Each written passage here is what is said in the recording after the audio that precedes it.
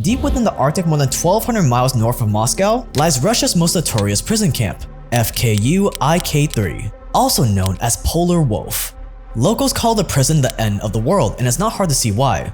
Located near the village of Karp inside the Arctic Circle, Polar Wolf is completely cut off from the outside world, and it's the perfect place to send Russia's most dangerous prisoners to rot. The prison camp is home to all the most violent types of criminals you would expect: murderers, thieves, spies, and traitors. But it also houses another special class of prisoners, political dissidents like Alexei Navalny. Navalny is one of Putin's most feared political opponents. In 2020, Putin tried to have him poisoned with a deadly nerve agent, but he survived. So Putin had to resort to the next best thing, throwing Navalny in jail on trumped-up charges.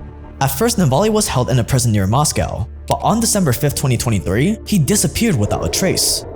Navalny had been feeling sick the week before he went missing, so when his lawyers and family suddenly lost contact with him and the jail said that he had been removed, people assumed the worst. Either he had died from his illness, or the Russian authorities had killed him.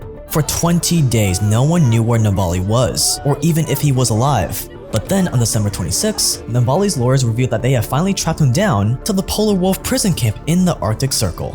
Navalny has spent almost 3 weeks being transported in a complicated transit to the most notorious and most remote prison in Russia.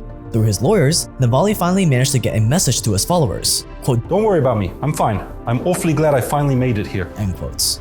But if Navalny thought that spending 3 weeks moving from one Russian prison to the next was the worst of it, he had a nasty surprise waiting for him in Polar Wolf.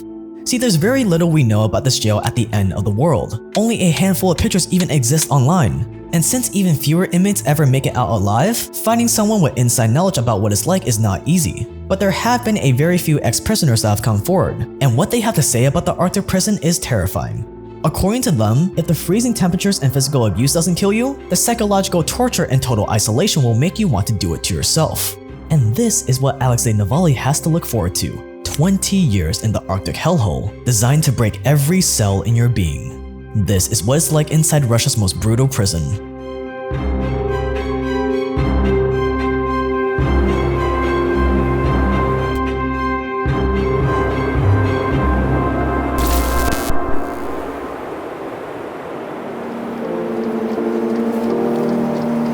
You'll probably never have to experience the horrors of a Russian prison, but if you're still facing the horrors of having to wrestle a clunky old wallet out of your pants, well then you gotta pick up an Extra wallet. Extra makes the smartest wallets out there. They're RFID blocking, so not only do they protect your cards from being skimmed, but they're also super classy and oh so satisfying to use. I've been using mine for 3 years now, and it's the only wallet I will ever use. And they've got some cool new designs that you can check out. They're super slim while still being able to carry the perfect amount of cards plus cash. Extra's solar powered tracker means you're never gonna lose it. The tracker allows you to also ring your wallet from your phone, plus you can turn on alerts to get notified when you leave your wallet behind. And they also have models that you can add an Apple AirTag to.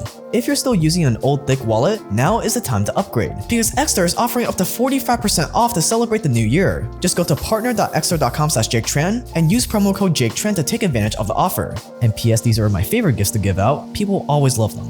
And because the new year won't be new forever, this offer will expire soon. So pause the video right now and click the link below. Alexei Navalny is one of Putin's most outspoken political opponents. Since the mid-2000s, Navalny has accused the Russian government of widespread corruption and election fraud, which, let's be honest, he's probably 100% correct about, and he's run into all sorts of trouble for it. In 2017, Navalny was attacked twice by someone spraying a bright green chemical in his face. The chemical caused severe burns, and Navalny lost 80% of his sight in his right eye, but still Navalny refused to back down. In July 2017, he was arrested and kept in jail for 25 days for organizing illegal protests. In October of that same year, he was sentenced to another 20 days in jail for the same thing. But over and over again, Navalny refused to be silenced. Instead, he accused dozens of Russian businesses and oligarchs of corruption, and he eventually took on Putin himself, calling his government, quote, "a party of crooks and thieves," end quotes. And with that, it was the final straw.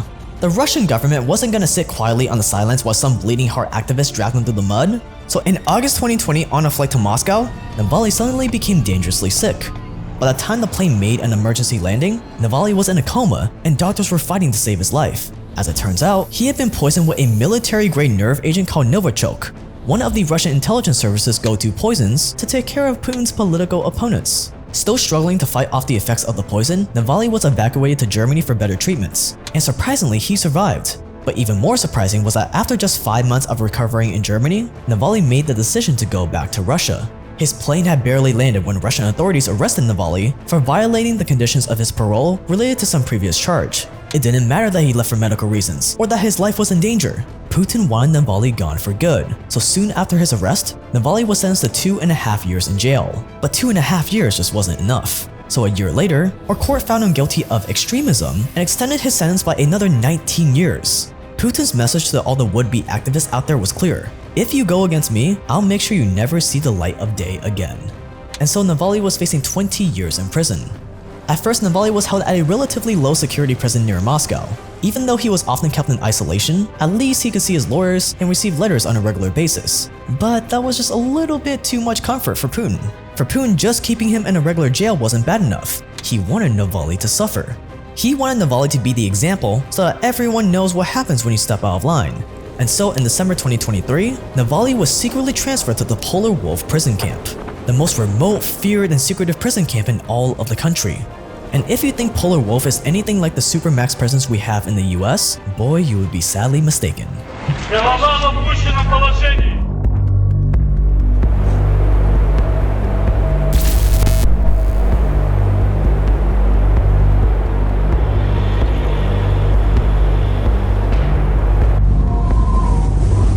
In Russia's prison system, prison camps or prison colonies like Polar Wolf sit at the top of the pyramid. While regular Russian jails house white-collar and small-time criminals and first-time offenders, prison camps are designed for only the worst of the worst. See, most Russian prison camps trace their history back to the forced labor camps, or the gulags of the Soviet Union.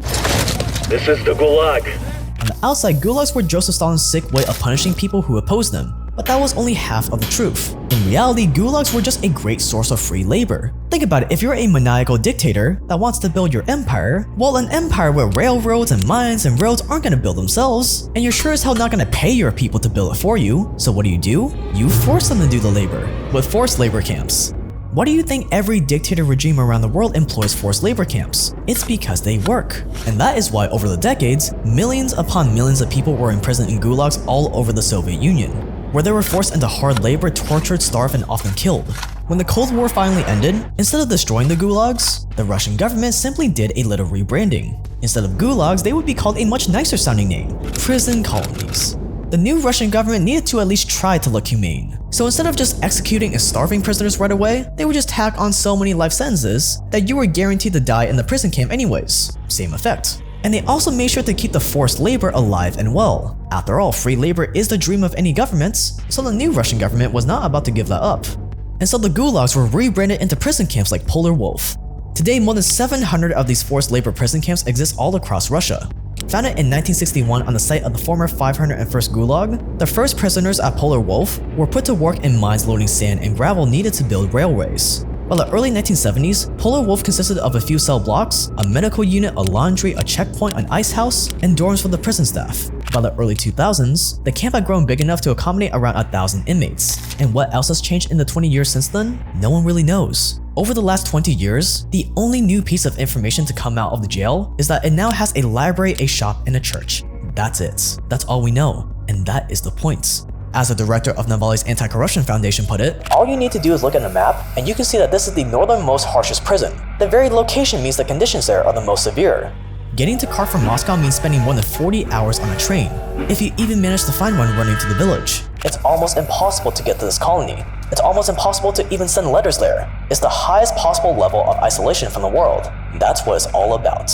The complete isolation and secrecy allows the people in charge to keep inmates in some of the worst conditions on Earth. And since no one knows what's really going on inside, no one can really do anything about it.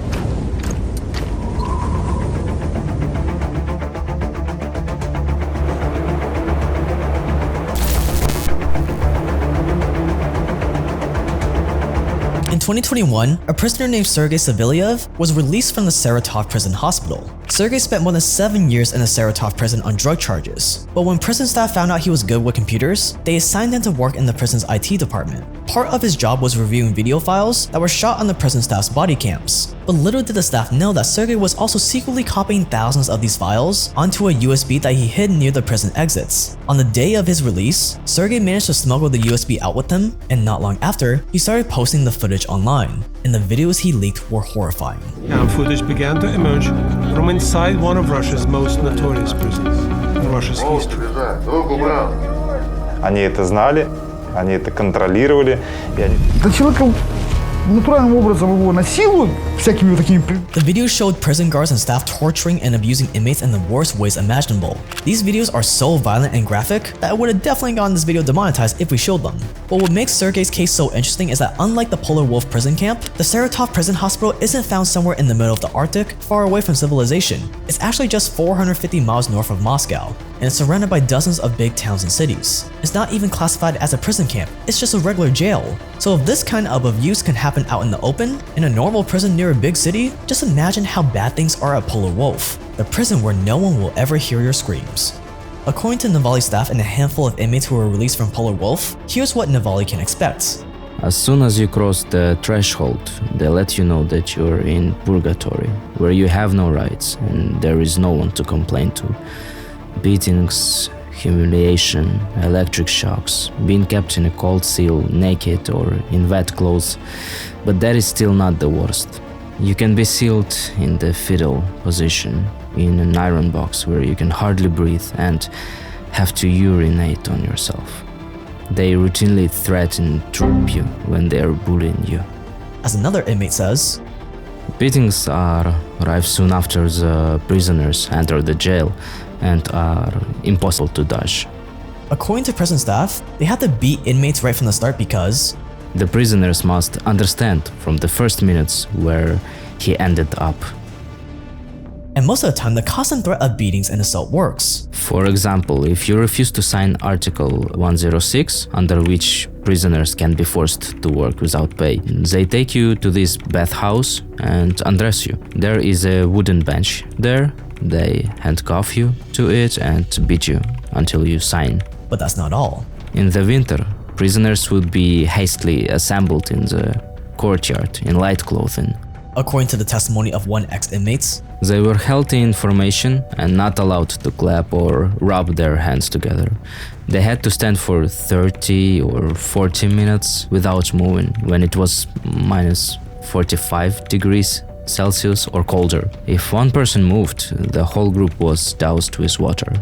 In Polar Wolf, collective punishment is the standard. If one prisoner misbehaves, everyone is punished. And even once the snow melts and summer comes along, things don't get any easier. In the spring, there was a new torture, mosquitoes and biting flies. If you moved a hand, the water came. They would just douse the whole group with a water cannon.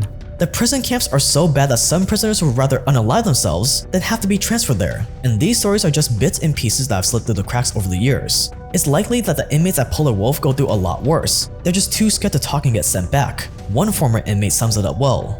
There is a road there, on both sides of which there is a cemetery. Read the word Karp, the village name, in reverse, and you will understand what they turn people into. In Russian, the word means dust. I wouldn't wish it on my worst enemy. And even though Navalny isn't a violent criminal, he will probably still face the same treatment as everyone else. Navalny will be held for at least a year in a cell with a tiny exercise area from which you cannot even see the sky, said one of his staff members. And even if he manages to keep himself alive, it will be very difficult for him to continue opposing Putin from this Arctic jail cell. Before Navalny arrived, the only communication between the prison and the rest of the world was through the Russian prison system's cell service, Zona Telecom, or you had to send letters through Russia's regular postal service. But with the prison being this far from civilization, letters rarely arrive on time or to the right address. But in another strange but not surprising coincidence, the prison cell service shut down the same day Navalny arrived. So as of right now, it looks like Putin has won. His #1 critic has finally been silenced. Now, although the US government is thankfully not this openly evil, the US government is still not afraid to cover up their dirty laundry as well.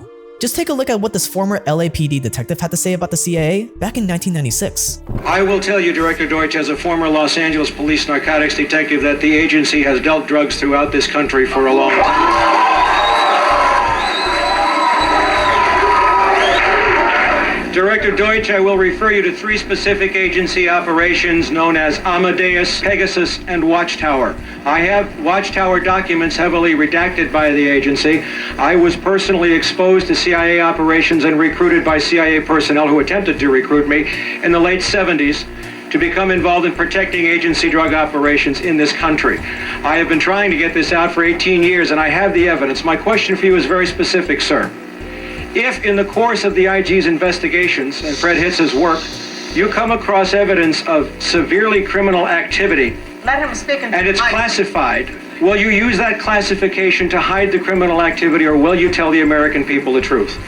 Yes, he accused the CIA of trafficking drugs onto the streets of America. But is there any truth to this? Would the CIA really intentionally get Americans addicted to crack cocaine? Well, we looked into it, and as it turns out, yes, there is a whole mountain of evidence, literal CIA operations, of them trafficking drugs. In fact, this is what Chris Milligan, a writer, publisher, and the son of a CIA officer, who has spent years investigating the link between the CIA and drug trafficking, had to say about it. Do I think the CIA is still trafficking drugs today? Yes, I do. But I think that there's also a lot more people trafficking drugs. Most every intelligence agency. And we expose it all in our new private documentary that you can watch right now by clicking the card on the screen. This is part of our YouTube membership, where we post only the most controversial documentaries way too spicy to be posted publicly. We've got a ton of great ones out already. These are videos you will never see posted anywhere else, and you are gonna love this one on CIA drug trafficking. So click the card on the screen to watch now. And as always, stay dangerous.